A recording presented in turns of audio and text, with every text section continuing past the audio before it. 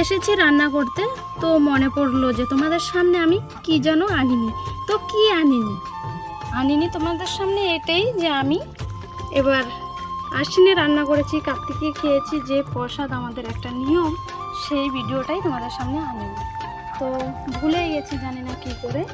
তো আমার রান্না তো প্রায় কমপ্লিট, আমার ভাত রান্নাও হয়ে গেছে, তারপরে কথাটা মনে পড়লো।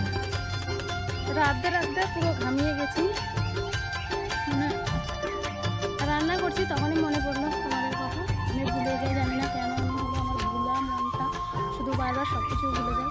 আমি এটাই ভুলে গেছি যে তোমাদের সাথে একটু আমি সব কিছু শেয়ার করি, কিন্তু পুজো করেছি, সব করেছি, সব ভুলে গেছি যে তোমাদেরকে দেখাবো।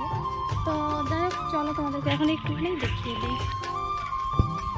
তো আমি ঠাকুর ঘরে চলে আসি, তো এই যে প্রসাদ রান্না করছি, সকালবেলায় আমরা প্রসাদ নিয়ে নিয়েছি। আর এই যে দেখো আমাদের রান্না করা প্রসাদ, তো এটা আমাদের নিয়ম রান্না হয়। তো যাই হোক, এখনো ফল অল্প রয়েছে, পরে কাটবো, সবাই খাবো। তো একসঙ্গে সব বাড়িতে পুজো, প্রসাদ, কার প্রসাদ কে খাবে।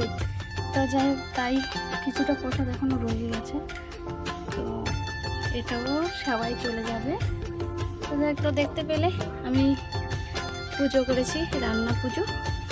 তা রান্না পুজো না, অ্যাকচুয়ালি এটা আমরা আশ্বিনে রান্না করে কার্তিকে খাই। তো আশ্বিনী ঠাকুরের প্রসাদ বলে। আমাদের রান্না করা শেষ, প্রসাদ খাওয়া শেষ, তারপর তোমাদেরকে দেখলাম আর কি। তো যাক, খারাপ কিছু মনে করো না, আমার মনে হয়েছে যে তোমাদেরকে একটু দেখাই। আমিও মানে প্রসাদ রান্না করেছি, তাই তোমাদেরকে একটু দেখালাম। তো তোমরা সবাই ভালো থেকো, সুস্থ থেকো।